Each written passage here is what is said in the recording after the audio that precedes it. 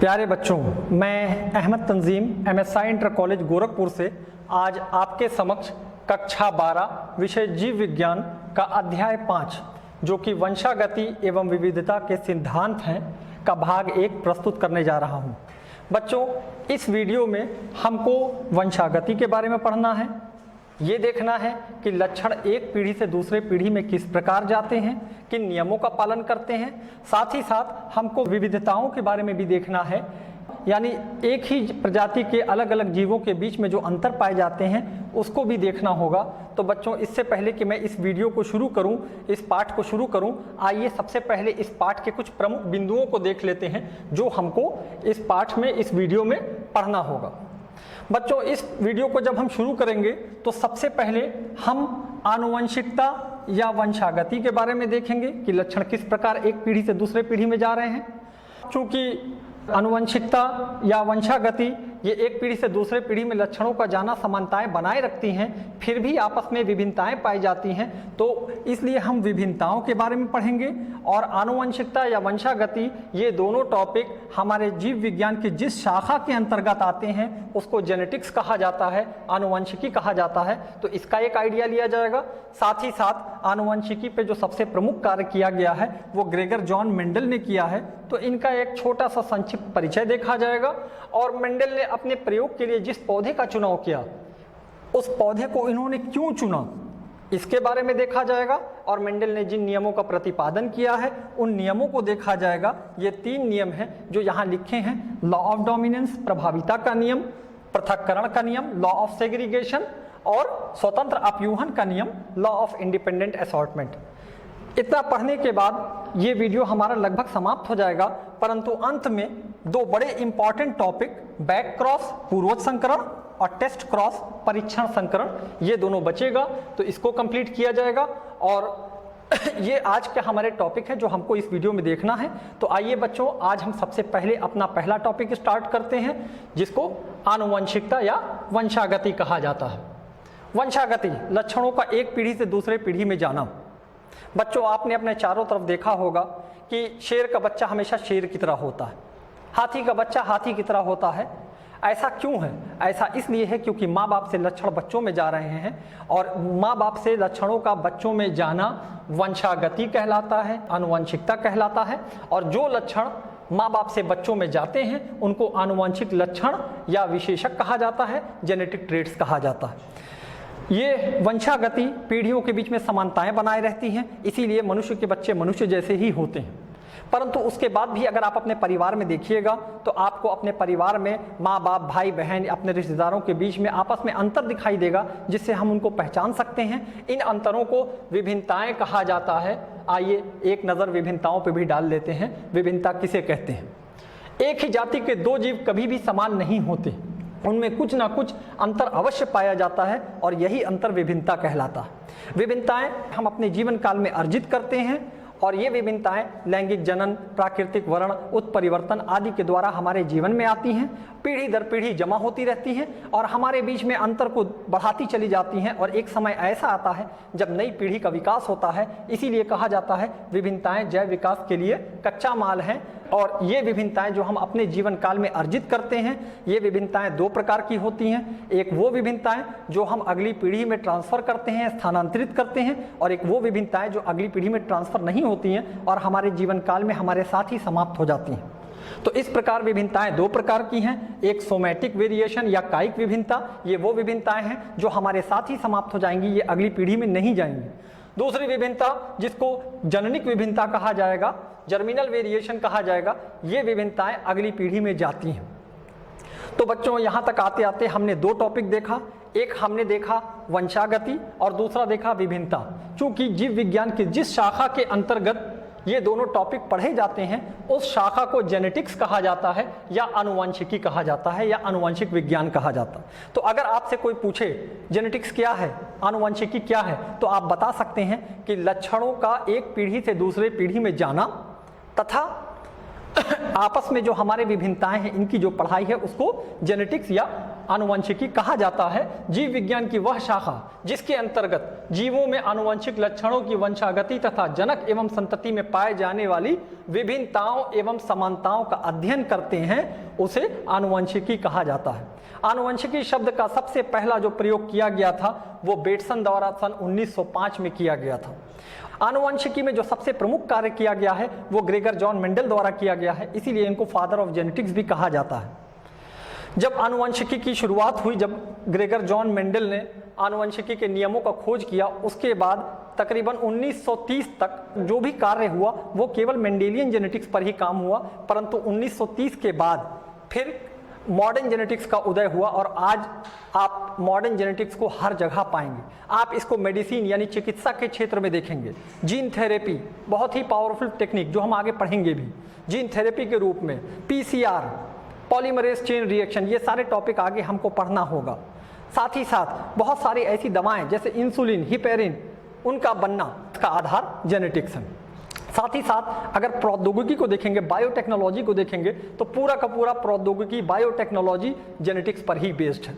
कृषि के क्षेत्र में पेस्ट रेजिस्टेंट प्लांट बनाना, RNAi, ये सारी टेक्निक आगे आने वाली है, हमको पढ़ना भी है। ये सारी टेक्निक, इनका आधार आनुवंशिक विज्ञान ही है। और चूंकि इसमें सबसे प्रमुख कार्य जो किया गया था वो ग्रेगर जॉन मेंडल द्वारा किया गया था, इसलिए ग्रेगर जॉन मेंडल को आनुवंशिकी का जनक भी कहा जाता है। तो आइए बच्चों, थोड़ा सा हम ग्रेगर जॉन मेंडल के बारे में देखते हैं, इनका परिचय करते हैं कि ये कौन थे। ग्रेगर जॉन मेंडल, इनका जन्म 22 जुलाई 1822 में एक बहुत ही गरीब परिवार में हुआ था। बड़े होने पर इन्होंने ब्रून शहर के एक चर्च में पादरी की दीक्षा ली और वहीं रह करके, ये वहाँ थोड़ी सी ज़मीन थी, वहाँ पे ये मटर के पौधे पे अपना प्रयोग करने लगे और 8 वर्षों के अथक परिश्रम के बाद इन्होंने अपने प्रयोगों के निष्कर्ष में 3 नियम प्रतिपादित किए और उन नियमों को लेकर के ये ब्रून की रॉयल सोसाइटी पहुँच गए। क्योंकि रॉयल सोसाइटी की ही मान्यता होनी चाहिए तभी वो प्रतिपादित माने जाते थे, मगर वहाँ इनके नियमों को प्रमुखता नहीं दी गई। उसकी कई वजहें सामने आती हैं। उस वक्त रॉयल सोसाइटी के जो मेंबर हुआ करते थे वो बड़े लोग होते थे और मेंडल एक गरीब आदमी थे। उस वक्त चूंकि डार्विनवाद यानी नेचुरल सिलेक्शन का बोलबाला था, इसलिए भी साइंटिस्टों ने इनको ध्यान नहीं दिया। साथ ही साथ जो उस समय जो मेंडल ने अपने प्रयोग किए थे उसमें इन्होंने सांख्यिकी का उपयोग किया था, वो भी उस वक्त के वैज्ञानिकों के समझ से परे था। मगर फिर भी मेंडल के जो प्रयोग हैं वो बहुत ही प्रमुख प्रयोग हैं, जिनको इनके मरने के 16 साल के बाद 3 अलग अलग वैज्ञानिकों ने, जिसमें सबसे प्रमुख ह्यूगो डी व्राइस हैं, उन्होंने दोबारा इसको चेक किया, दोबारा इसको सत्यापित किया और फिर मेंडल को फादर ऑफ जेनेटिक्स कहा गया। अब आइए देखते हैं कि मेंडल ने अपने प्रयोगों के लिए जिस पौधे का चुनाव किया, क्यों इन्होंने पाइसम सेटाइवम या गार्डन पी या उद्यान मटर का ही चुनाव किया। अगर इन्होंने इस पौधे का चुनाव ना किया होता बल्कि किसी और पौधे को चुना होता तो शायद आज हम इनका नाम ना सुन रहे होते। मेंडल ने इस पौधे को कई वजहों से चुना। एक तो सबसे पहली बात, इसका जीवन काल छोटा होता है, 1 वर्षीय पौधा है, 3 से 4 महीने की इसका एक पीढ़ी पूरी हो जाती है और इसलिए इन्होंने अपने पूरे 8 साल के पीरियड में इन्होंने कई पीढ़ियां इसके अध्ययन किया और अपने रिजल्ट को प्रतिपादित किया, अपने नियमों को प्रतिपादित किया। साथ ही साथ इस पौधे को उगाना आसान, इस पौधे को रखरखाव करना इसका आसान और साथ ही साथ इसमें बीज की मात्रा अधिक बनती है, जिससे हमको अगली पीढ़ी ज़्यादा प्राप्त होगी और हमारा रिजल्ट अच्छा बनेगा। इस पौधे में कई लक्षण विपरीत हैं लेकिन वो बिल्कुल स्पष्ट हैं। जैसे अगर पौधा बौना है तो बिल्कुल साफ पता चलेगा कि बौना है, और लंबा है तो लंबा है। हम उन दोनों में अंतर ढूंढ सकते हैं, दोनों को अलग कर सकते हैं। अगर उसका बीज गोल है और दूसरे का बीज खुरदुरा है तो उसको अलग किया जा सकता है। इनके विपरीत लक्षण बिल्कुल स्पष्ट हैं। साथ ही साथ ये एक उभयलिंगी पौधा है। उभयलिंगी होने की वजह से इसमें नर और मादा जननांग एक ही में पाए जाते हैं और ये अपनी शुद्धता बनाए रखता है क्योंकि इसके अंदर केवल आत्म परागण ही होगा, सेल्फ पॉलिनेशन ही पाया जाएगा। साथ ही साथ इसमें अगर हम कृत्रिम परागण कराते हैं, आर्टिफिशियल पॉलिनेशन कराते हैं तो भी ये जनन कर सकता है, ये जननक्षम है। तो इस वजह से मेंडल ने अपने इस पौधे को चुना और इस पौधे में इन्होंने 7 लक्षणों को चुना। वो कौन कौन से लक्षण हैं? तने की ऊंचाई, फूल का रंग, फूल की स्थिति, फली का आकार, फली का रंग, बीज का आकार और बीज का रंग। जब इन्होंने इन पौधों को बोया और इसमें से किसी एक लक्षण को देखा, जैसे उदाहरण के लिए तने की ऊंचाई, बहुत सारे पौधों को इन्होंने बो दिया और बोने के बाद इन्होंने केवल ऊंचाई देखा तो इनको 2 प्रकार के पौधे मिले, या तो पौधा लंबा था या तो पौधा बौना था। इसी प्रकार जब इन्होंने फूल का रंग देखा तो फूल के रंग में बहुत सारे पौधों में इनको या तो बैंगनी मिला या तो सफेद मिला। इसका मतलब हर लक्षण के लिए दो विपर्यासी विशेषक होते हैं, दो कॉन्ट्रास्टिंग कैरेक्टर होते हैं। यहाँ पे चित्र में आपको सातों लक्षण के विपर्यासी विशेषक दिखाए गए हैं। जो सातों लक्षण हैं सबके दो दो विपर्यासी विशेषक यहाँ मौजूद हैं। तो मेंडल ने अपने प्रयोग इन लक्षणों के ऊपर किए और अपने नियमों का प्रतिपादन किया। इन्होंने जिन नियमों का प्रतिपादन किया वो 3 नियम हैं, जिसमें प्रभाविता का नियम, लॉ ऑफ डोमिनेंस, पृथक्करण का नियम जिसको लॉ ऑफ सेग्रीगेशन भी कहा जाता है, और स्वतंत्र अपयूहन का नियम या लॉ ऑफ इंडिपेंडेंट असॉर्टमेंट। हम अपनी आसानी के लिए इन नियमों को 2 भाग में बांटेंगे, एक जीन की वंशागति तथा जो 2 जीन की वंशागति। तो बच्चों आइए सबसे पहले ये जानते हैं कि एक जीन की वंशागति किसे कहते हैं। बात करते हैं एक जीन की वंशागति को। जब मेंडल ने अपने प्रयोग किए तो इन्होंने केवल एक लक्षण को ही देखा। जब एक पीढ़ी से दूसरे पीढ़ी में इन्होंने लक्षणों को चेक किया तो इन्होंने बाकी लक्षणों को नहीं देखा, केवल एक लक्षण को देखा।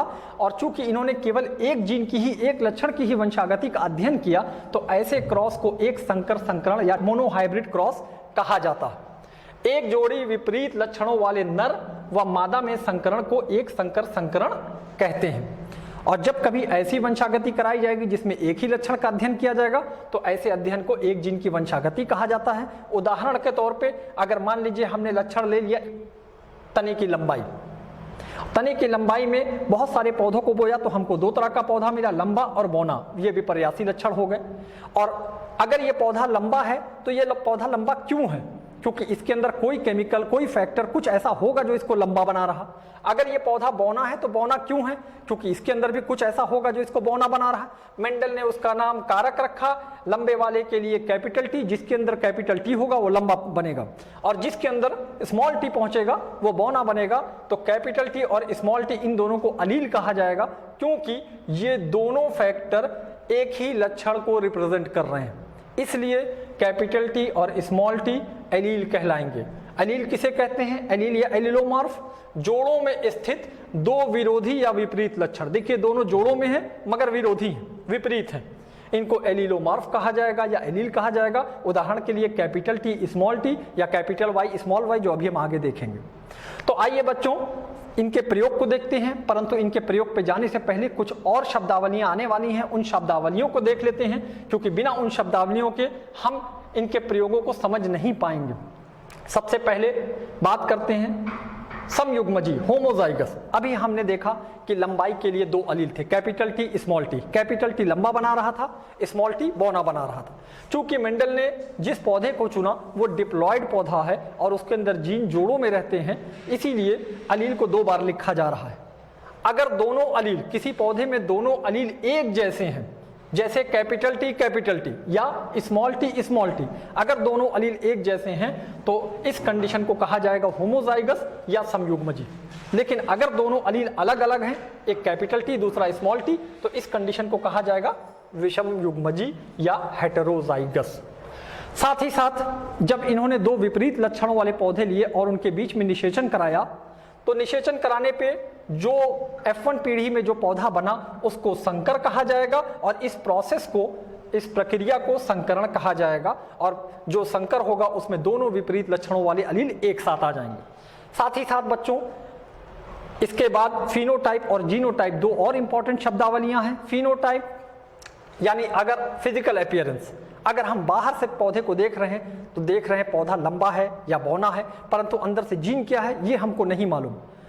इस कंडीशन को कहा जाता है फिनोटाइप, यानी बाहरी स्वरूप, पौधे का बाहरी स्वरूप कैसा है। लेकिन जब हम उसकी जीनी संरचना को देखेंगे, उसके जीन्स को देखेंगे, तो इसको कहा जाता है जीनोटाइप। तो फिनोटाइप और जीनोटाइप, किसी जीव के बाह्य लक्षणों को फिनोटाइप तथा जीनी संरचना को जीनोटाइप कहा जाता है। तो ये शब्दावलियां हमारे सामने आने वाली हैं। आइए बच्चों अब मेंडल का हम प्रयोग देखते हैं कि मेंडल ने क्या किया और किस प्रकार इन्होंने प्रयोग किया। सबसे पहले मेंडल ने एक शुद्ध लंबा पौधा लिया। शुद्ध लंबा यानी जो कई जनरेशन से, कई पीढ़ियों से लंबा था। इसका मतलब जो इसके अंदर अलील होगा वो कैपिटल टी होगा और 2 बार लिखा जाएगा क्योंकि ये डिप्लॉयड है। तो कैपिटल टी अलील। दूसरी तरफ इन्होंने पूर्वज में शुद्ध बौना पौधा लिया, ये भी शुद्ध है क्योंकि कई पीढ़ियों से शुद्ध है, और इसके अंदर जो अलील है वो स्मॉल टी है क्योंकि हमको मालूम है कि स्मॉल टी पौधे को बौना बनाता है। जब युग्मक बनने का समय आया, उस समय शुद्ध लंबे पौधे से कैपिटल टी युग्मक बना जो केवल एक ही प्रकार का था क्योंकि इसके अंदर दोनों अलील जो मौजूद हैं वो कैपिटल टी वाले हैं। दूसरी तरफ जब शुद्ध बौने पौधे से युग्मक बना तो इसमें स्मॉल टी वाला युग्मक बना, और जब इसमें संकरण कराया गया तो कैपिटल टी और स्मॉल टी एक साथ आ गए। कैपिटल टी पौधे को लंबा बना रहा है, स्मॉल टी पौधे को बौना बना रहा है। तो अपने दिमाग से सोचें तो ये पौधे को बीच का होना चाहिए, परंतु ऐसा नहीं हुआ। ये पौधा लंबा था परंतु ये संकर कहलाएगा क्योंकि दोनों अलील अलग अलग तरह के हैं। यहाँ पर मेंडल का पहला नियम का प्रतिपादन होता है जो अभी आगे हम देखेंगे। साथ ही साथ जब इसमें युग्मक बनने का समय आया तो इसमें दो प्रकार के युग्मक बने, एक कैपिटल टी वाला और एक स्मॉल टी वाला। दो प्रकार के युग्मक बन गए, और दो प्रकार के युग्मक इसलिए बने क्योंकि ये संकर था और इसके अंदर दोनों अलील मौजूद थे। पुनेट स्क्वायर के माध्यम से जब इसके स्वपरागण को अगली पीढ़ी को दिखाया गया तो ये जो आपको बॉक्स दिखाई दे रहा है इसको पुनेट स्क्वायर कहा जाता है। पुनेट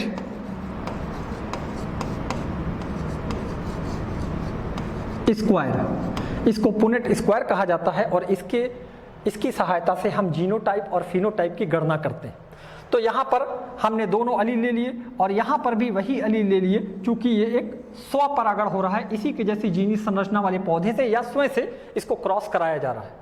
अब अगर इस पुनेट स्क्वायर को देखें तो इधर से कैपिटल टी आया, इधर से कैपिटल टी आया, और दोनों कैपिटल टी मिल गए तो ये समयुग्मजी लंबा पौधा बन गया।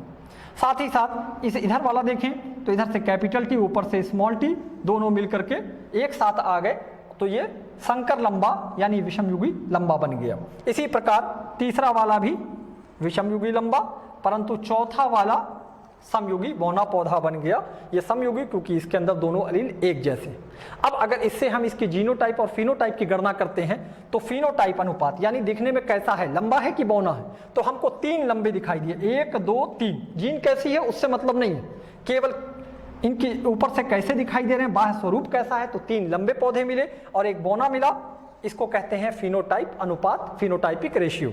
साथ ही साथ अगर इसके जीन को देखा जाए तो कैपिटल टी वाला 1, कैपिटल टी स्मॉल टी यानी संकर वाला 2, और स्मॉल टी वाला 1। तो ये इसका जीनोटाइपिक अनुपात है। तो मेंडल ने अपने दो नियमों का प्रतिपादन इसी एक जीन की वंशागति पर किया है। तो आइए इनके नियम को समझने के लिए हम इसको केवल एक पीढ़ी तक देखते हैं। जो इन्होंने प्रयोग किया इसको एक पीढ़ी तक देखा जाए। अब चूंकि मैं प्रयोग बता चुका हूं इसलिए मैं दोबारा इस प्रयोग को आपको नहीं बताऊंगा। अब आप इसमें ये देखिए कि शुद्ध लंबे पौधे से कैपिटल टी अलील आया, शुद्ध बौने पौधे से स्मॉल टी अलील आया। कैपिटल टी अलील पौधे को लंबा करता है, स्मॉल टी अलील पौधे को बौना बनाता है। जब संकर में दोनों एक साथ आ गए तो होना तो ये चाहिए था कि पौधा बीच का होता, परंतु ऐसा नहीं हुआ। कैपिटल टी वाले ने अपना प्रभाव दिखाया, अपना असर दिखाया और पौधा लंबा हो गया। स्मॉल टी वाले का असर छुप गया। यही है प्रभाविता का नियम। प्रभाविता का नियम कह रहा है कि हर लक्षण के 2 अलील होते हैं और उन दोनों अलील में से एक अलील ताकतवर होता है यानी प्रभावी होता है। कौन सा प्रभावी होगा? जिसका असर F1 में सामने आ जाएगा वो प्रभावी है, और जिसका असर F1 में छुप जाएगा वो अप्रभावी है। इसी नियम को कहा जाता है प्रभाविता का नियम। तो प्रभाविता का नियम क्या कहता है? प्रभाविता का नियम कहता है कि हर लक्षण के 2 अलील होते हैं और उन दोनों अलील में से एक अलील प्रभावी होगा जिसका असर F1 में आएगा, और एक अलील अप्रभावी होगा जिसका असर F1 में छुप जाएगा। यह है मेंडल का पहला नियम। और इसी एक जीन की वंशागति पर मेंडल ने अपना दूसरा नियम का भी प्रतिपादन किया है। तो दोबारा इस चार्ट को, इस प्रयोग को देखते हैं और गेस करते हैं कि इनका जो दूसरा नियम है वो क्या है। पृथक्करण का नियम, पृथक्करण अलग हो जाना, सेपरेशन, इसीलिए इसका नाम पड़ा है पृथक्करण। कोई चीज है जो इसमें अलग हो रही है, जो साथ में थी और अलग हो गई, तो वो क्या चीज है आइए ढूंढते हैं। अलील को देखा जाए, 2 अलील हैं, एक अलील कैपिटल टी, दूसरा अलील स्मॉल टी। दोनों अलील अलग अलग पौधे से आ रहे हैं, एक शुद्ध लंबे पौधे से, एक शुद्ध बौने पौधे से। हो सकता है एक पौधा यहां का हो, दूसरा पौधा 100 किलोमीटर दूर का हो, लेकिन दोनों पौधों से अलील आए और आने के बाद संकरण के बाद ये संकर लंबे में एक साथ आ गए। कहां पे आ गए?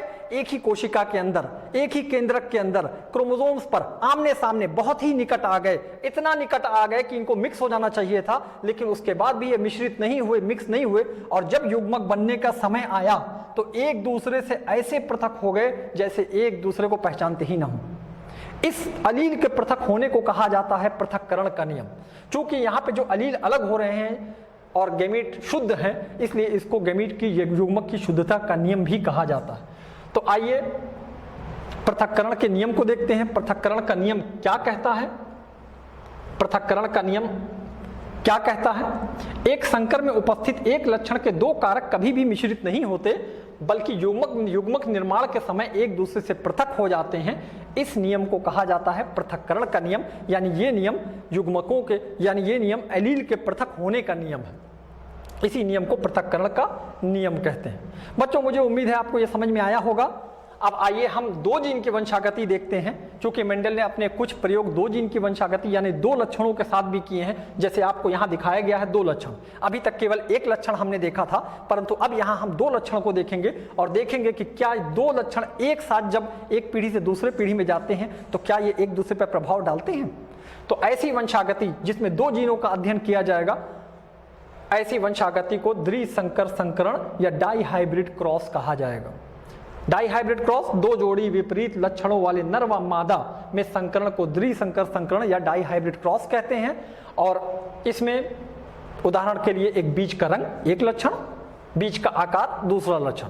हर लक्षण के दो विपर्यासी विशेषक हैं, कॉन्ट्रास्टिंग कैरेक्टर हैं। बीज के रंग का पीला और हरा।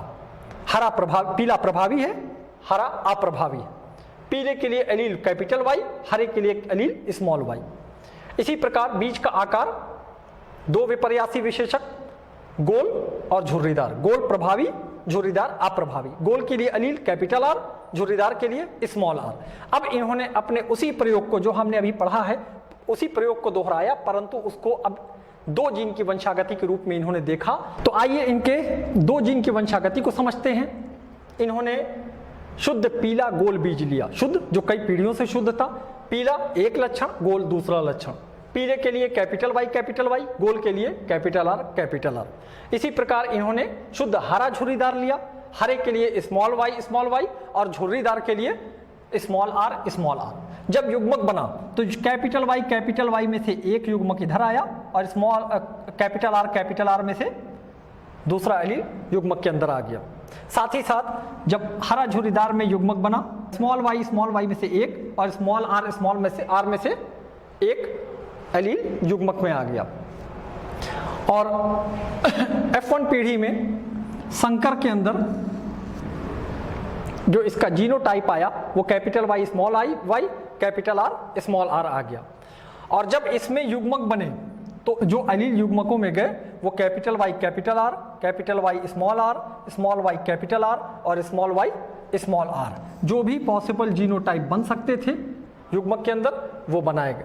और पुनेट स्क्वायर के माध्यम से जब इनको स्टडी किया गया, जब इनको पढ़ा गया पुनेट स्क्वायर के माध्यम से जब इनके स्वपरागण को पढ़ा गया, तो स्वपरागण का मतलब क्योंकि जो युग्मक यहाँ बने हैं वही युग्मक यहाँ भी होंगे। और पुनेट स्क्वायर के माध्यम से ठीक उसी प्रकार जैसे पहले वाला देखा गया है, उसी प्रकार जब इसको स्टडी किया गया तो इसमें गोल पीला 9 मिला, गोल हरा 3, झुर्रीदार पीला 3, झुर्रीदार हरा 1। तो सवाल ये है कि ये इनका नियम क्या कहता है, दो जीन की वंशागति का लॉ ऑफ इंडिपेंडेंट असॉर्टमेंट ये क्या कह रहा है। ये नियम, इस नियम को समझने के लिए आप ये देखिए कि पीला और गोल दो अलग अलग लक्षण हैं मगर एक साथ है। हरा और झुर्रीदार अलग अलग लक्षण है, एक साथ है। कहां पर है? एक ही कोशिका के अंदर है, केंद्रक के अंदर है, हो सकता है चिपक गए हो। अगली पीढ़ी में पीला और गोल एक साथ है, पता नहीं चला कि चिपके हैं कि नहीं चिपके हैं, क्योंकि पीला गोल यहां पे भी एक साथ था, यहां पे भी एक साथ था।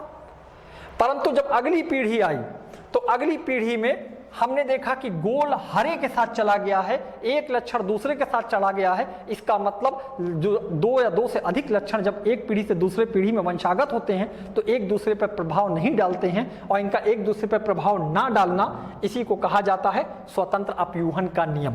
तो आइए देखते हैं स्वतंत्र अपयूहन का नियम क्या कह रहा है। जब दो जोड़ी तुलनात्मक लक्षणों के शुद्ध पौधों के बीच संकरण कराया जाता है तो इन लक्षणों का पृथक्करण स्वतंत्र रूप से होता है, अर्थात एक दूसरे पे ये प्रभाव नहीं डालते हैं, बिल्कुल प्रभावित नहीं करते हैं। इस नियम को स्वतंत्र अपयूहन का नियम कहा जाता है। तो बच्चों यहां तक आते आते हमारा ये टॉपिक लगभग कंप्लीट हुआ। 2 इंपॉर्टेंट टॉपिक और बचे हैं, आइए शॉर्ट में उसको भी देख लिया जाए, बैक क्रॉस और टेस्ट क्रॉस। बच्चों जो हमने मेंडल का प्रयोग देखा उसको एक पीढ़ी तक अगर देखते हैं तो एक पीढ़ी में संकर लंबा बन रहा है। अगर इस संकर पौधे को किसी भी पूर्वज से, चाहे प्रभावी से चाहे अप्रभावी से, किसी से भी अगर क्रॉस कराया जाए, संकरण कराया जाए, तो ऐसे क्रॉस को बैक क्रॉस या पूर्वज संकरण कहते हैं। और अगर संकर लंबे को या F1 पीढ़ी का जो संकर है उसको केवल और केवल अप्रभावी पूर्वज से क्रॉस कराया जाए तो ऐसे क्रॉस को टेस्ट क्रॉस या परीक्षण संकरण कहा जाता है। इसका मतलब हर टेस्ट क्रॉस बैक क्रॉस होता है, परंतु हर बैक क्रॉस टेस्ट क्रॉस नहीं होता है। बैक क्रॉस और टेस्ट क्रॉस अज्ञात जीनोटाइप का पता लगाने में सक्षम है। कैसे, आइए इसको भी देखते हैं। अगर हम प्रभावी पूर्वज से बैक क्रॉस देखें, उसी प्रकार कराया गया है, मैं दोबारा आपको नहीं बताऊंगा। प्रभावी पूर्वज से बैक क्रॉस कराते हैं तो देखिए, प्रभावी पूर्वज लिया संकर संतान, वही F1 पीढ़ी वाला, और जब इनको क्रॉस कराया तो हमको 50% शुद्ध लंबे पौधे मिले और 50% संकर लंबे मिले, परंतु सब लंबे थे। 100% जितने भी थे सब लंबे थे, यानी केवल एक ही गुण हमको दिखाई दिया फिनोटाइप के रूप में। जीनोटाइप भले ही अलग अलग हो मगर फिनोटाइप में एक ही था। इसी प्रकार जब इनको टेस्ट क्रॉस कराया गया, यानी अप्रभावी पूर्वज से क्रॉस कराया गया, तो अप्रभावी पूर्वज से क्रॉस कराने पे 1 और 1 का रेशियो मिला, यानी दोनों लक्षण अलग हो गए, दोनों जो कॉन्ट्रास्टिंग कैरेक्टर थे अलग हो गए, और विषम युगी लंबा एक मिला, विषम युगी बौना मिला। मान लीजिए हमारे पास कोई एक अज्ञात जीनोटाइप है, और अज्ञात जीनोटाइप को अगर हम संकर से यानी F1 पीढ़ी से क्रॉस कराते हैं और अगर हमको फिनोटाइप उसका एक जैसा मिलता है, सब एक जैसा, तो इसका मतलब वो जो अज्ञात जीनोटाइप है वो प्रभावी वाला है। और अगर 1 और 1 का रेशियो मिलता है तो इसका मतलब वो अज्ञात जीनोटाइप अप्रभावी वाला है। इसलिए बैक क्रॉस और टेस्ट क्रॉस को प्रभावी और अप्रभावी अज्ञात जीनोटाइप का पता लगाने में ये मदद करते हैं। बच्चों यहाँ तक आते आते हमारा ये वीडियो, ये चैप्टर खत्म होता है, परंतु ये देखने के लिए कि आपको समझ में आया है कि नहीं आया है, मैं आपको कुछ प्रश्न दे रहा हूं, इन प्रश्नों को आप कीजिए। अगर आप इसको कर लेते हैं इसका मतलब कि आप इस वीडियो को, चैप्टर को समझ चुके हैं। और अगर आप नहीं कर पा रहे हैं तो दोबारा इस वीडियो को देखिए, और इसको देखने के बाद अगर आप इसको कर पाते हैं तो जल्दी ही आपको अगला वीडियो जो इस सीरीज का है भाग 2 वो आपको आपके लिए प्रस्तुत किया जाएगा। धन्यवाद।